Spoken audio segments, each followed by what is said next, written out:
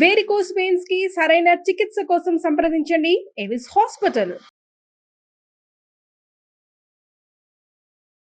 నమస్తే, welcome to Suman TV. నేను మీ Suman TV Usha. 2025 సంవత్సరానికి సంబంధించి 12 రాశుల వారు అసలు ఏ విధంగా ఉండబోతుందో ప్రత్యేకించి అడుగుతూ ఉంటుంటారు. ఎస్పెషల్లీ 12 నెలల్లో కనుక మనం చూస్తే ఏ నెల కలిసి వస్తూ ఉంటుంది, వ్యాపారంలో కావచ్చు, సంతానంలో కావచ్చు, లేదంటే వివాహానికి సంబంధించి కావచ్చు, పెట్టుబడులు పెట్టొచ్చా, సంతానం విషయంలో ఈ టైంలో మేము డెసిషన్ తీసుకోవచ్చా, వివాహానికి సంబంధించి మేము అప్రోచ్ అవ్వచ్చు అని అడుగుతూ ఉంటుంటారు. అండ్ దాంతోపాటు రిలేషన్షిప్ ఎవరైతే భార్యాభర్తలు ఉంటుంటారో మాకు ఏ విధంగా ఉంది, ఒడిదుడుగులు కనిపిస్తూ ఉన్నాయి అని మాట్లాడే వాళ్ళు ఉంటూ ఉంటారు.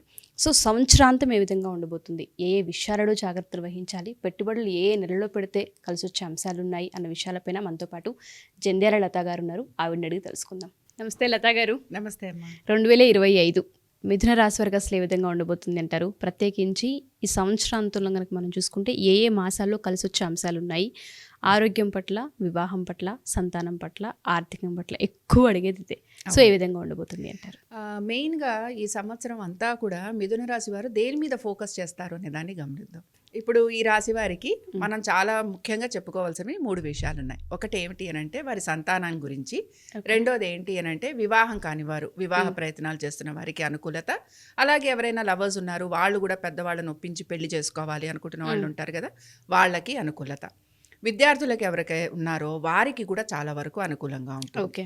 అలాగే ఏమైనా ఇన్వెస్ట్మెంట్స్ చేస్తున్నవారు, ముఖ్యంగా నేను మాట్లాడేది షేర్స్ గురించి మాట్లాడుతున్నాను. షేర్స్ గురించి ఇన్వెస్ట్ చేస్తున్న వారు ఎవరైతే ఉంటారో వారికి కూడా బాగుంటుంది. ఇక్కడ మెయిన్గా వీళ్ళలో వచ్చే ఒక ప్రాబ్లం ఏంటి అని అంటే ఉద్యోగాల్లో వీరికి ఎక్కువగా స్థిరత్వం రాదనమాట. ఏదో ఒక దానిలో మారుతూ ఉంటారు, చేర్పులు చేసుకుంటూ ఉంటారు.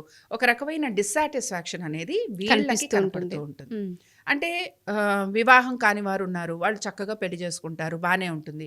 కానీ తర్వాత ఏంటంటే మేము ఇంకొంచెం ఆగుండాల్సింది, లేకపోతే మేము కరెక్ట్ స్టెప్ తీసుకున్నామా లేదా, లేకపోతే మేము డెసిషన్ కరెక్ట్గా ఉందా లేదా, కరెక్ట్ ఫ్యామిలీలోకి వచ్చామా రాలేదా, ఇలాంటి ఆలోచన ఎక్కువగా చేస్తూ ఉంటారు.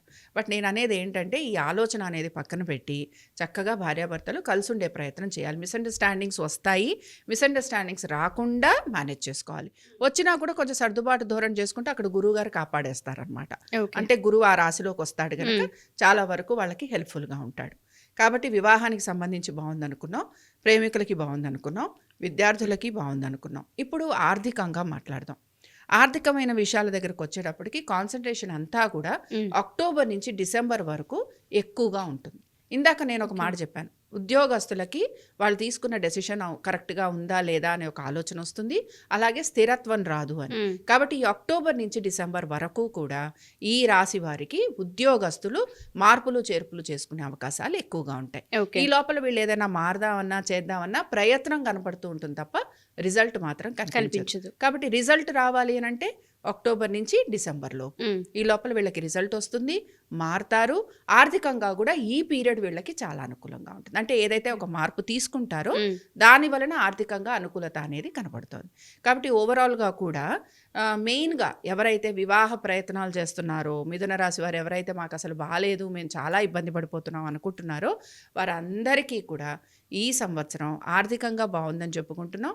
అలాగే సంతానానికి అభివృద్ధి ఉంటుంది అనుకుంటున్నాం, మిగతా ఎడ్యుకేషన్ కూడా బాగుంటుందనే చెప్పుకుంటున్నాం. ఎగ్జాక్ట్లీ. సో వివాహ ప్రయత్నం ఎవరైతే చేస్తూ ఉంటారో వాళ్ళకి కలిసి వస్తుందని మీరు చెప్తున్నారు కాబట్టి అడుగుతున్నాను. ఈ సంవత్సరం మొత్తంలో ఏ మాసంలో దీనికి సంబంధించిన డెసిషన్ తీసుకుంటే అనుకూలత ఉండే అవకాశం ఉంటుంది అంటారు లతా గారు? వీళ్ళు మే నుంచి ఆల్మోస్ట్ అక్టోబర్ వరకు, మే నుంచి అక్టోబర్ వరకు బాగా కలిసి వచ్చే కాలం. తర్వాత వీళ్ళకి కొంచెం స్లో డౌన్ అవుతుంది అక్టోబర్ నుంచి డిసెంబర్ వరకు. తర్వాత మళ్ళీ డిసెంబర్ నుంచి వీళ్ళకి అనుకూలంగా ఉంటుంది. ఈ లోపల ఏంటంటే ఈ అక్టోబర్ నుంచి డిసెంబర్ వరకు కూడా ఉద్యోగస్తులు ఎవరైతే ఉన్నారో వారు ఎక్కువగా వాళ్ళ ఉద్యోగం మీద ఫోకస్ చేయటం కనపడుతుంది. ఇందాక చెప్పాను కదా, ఉద్యోగంలో మారాలనుకోవటం కానీ, ఆర్థికంగా అనుకూలత కోసం వేరే ఉద్యోగ ప్రయత్నాలు చేయటం కానీ ఇలాంటివి ఉంటాయి. విదేశాలకు వెళ్ళాలనే ప్రయత్నం చేసినా లేకపోతే వీటిల్లో ఏంటంటే కొద్దిగా సమయం పడుతూ ఉంటుంది. మెయిన్గా ఈ సంవత్సరం వీళ్ళు ఫోకస్ చేయాల్సిందంతా కూడా వీళ్ళ ఒక కెరియర్ గురించే. మిథున రాశి స్పెషల్లీ దీని మీదే ఫోకస్ చేయాలి. ఇంకా దేని గురించి వీళ్ళు పట్టించుకోకర్లేదు. వీళ్ళు కనుక మిథున రాశి వాళ్ళు కెరియర్ మీద ఫోకస్ చేస్తే ఆటోమేటిక్గా వాళ్ళందరికీ కూడా థింగ్స్ అనేవి ముందుకు వెళ్ళిపోతూ ఉంటాయి. డెఫినెట్గా. Thank you ma'am. Thank you so much. నమస్తే.